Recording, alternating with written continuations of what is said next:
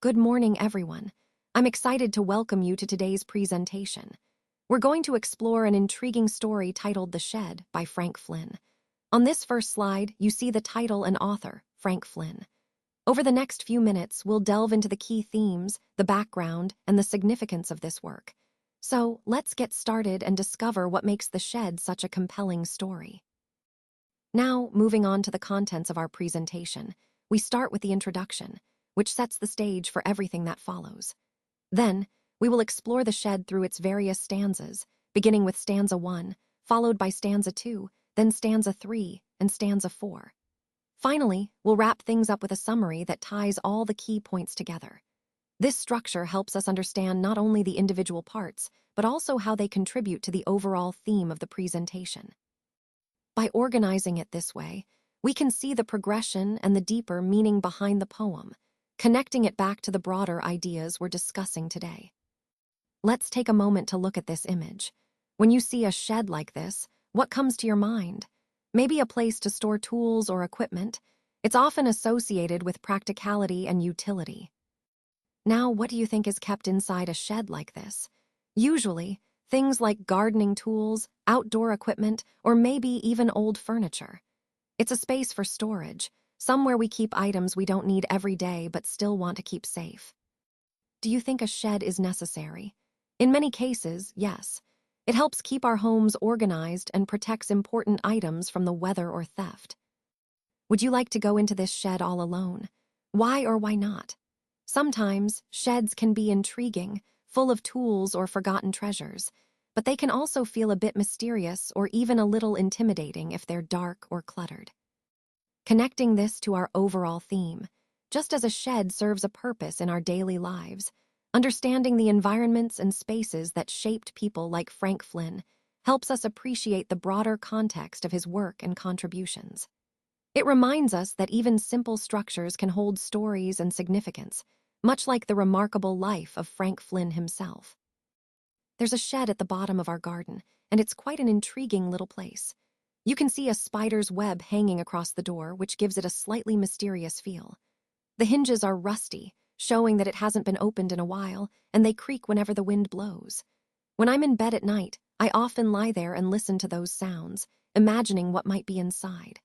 I'll open that door one day, I tell myself, and see what's hidden behind it. This shed is more than just a storage space. It represents curiosity and the idea of uncovering something unknown. It ties into the overall theme of discovery and the anticipation of what's beyond the surface. On this slide, we're focusing on the second stanza of the shed. First, I want to highlight the word dusty, which describes the window as being covered in dust, giving it an old, forgotten feel. Then we see panes, referring to the sheets of glass that make up the window, important because they can be cracked, broken, or intact, and all these details add to the mysterious atmosphere. Next, there's peep, which means to look secretly or cautiously into something, like when I imagine peering through that dusty window, trying to see if anyone's watching me. The slide points out that there's a dusty old window on the side with 3 cracked panes of glass. These cracks suggest age and neglect, but they also hint at something broken or incomplete, maybe a metaphor for something missing or hidden. I often think there's someone staring at me when I pass by that window, which adds a sense of suspense or curiosity. I even say I might peep through the window someday, which shows my intrigue and desire to uncover what's behind it. So the key themes here include the sense of age and mystery, the idea of peering into secrets, and the feeling of being watched or watching. These details connect to the overall mood of the poem, emphasizing curiosity, the passage of time, and the unknown. So in the third stanza of The Shed, my brother tells me there's a ghost hiding under the rotten floorboards. He warns me that if I ever dare to step inside, the ghost will jump out and chop off my head. Of course, that makes me even more curious, and I think to myself, I'll take a peek inside one day. The phrase, rotten floorboards, really emphasizes how old and decayed the shed is, adding to the spooky atmosphere. And the word peek is interesting because it means to hide and look at the same time, kind of sneaking a secret glance.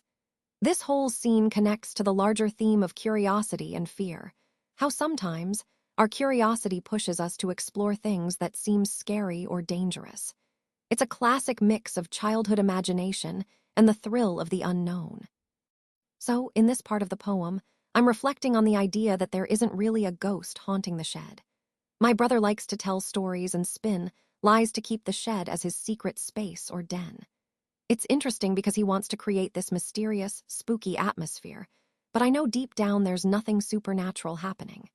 There's no one starring or making strange noises, and even the spider that used to be in the web has gone. It's been gone for a while, which makes me think that the haunted feeling is all in our minds or perhaps in our stories.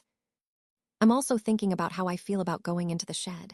I know I will go in one day soon, but I'm not quite ready yet. There's a sense of curiosity and maybe a little bit of fear or hesitation. This connects to the overall theme of understanding what's real versus what's imagined, and how sometimes our fears or stories can make us see things that aren't really there. It's a reminder that often, what we fear the most might just be our own imagination. So to wrap up, let's look at the overall message of the poem. It's centered around this small shed, which is located at the bottom of the poet's garden.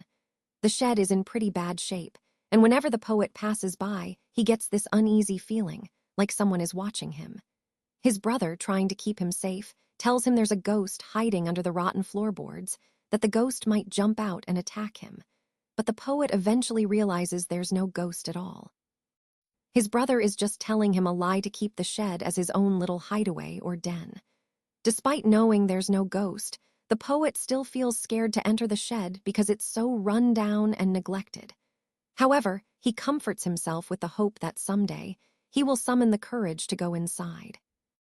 This story really highlights themes of fear, imagination, and the desire for personal space. It connects to the broader idea that sometimes what we fear isn't real, but our emotions and imagination can still hold us back.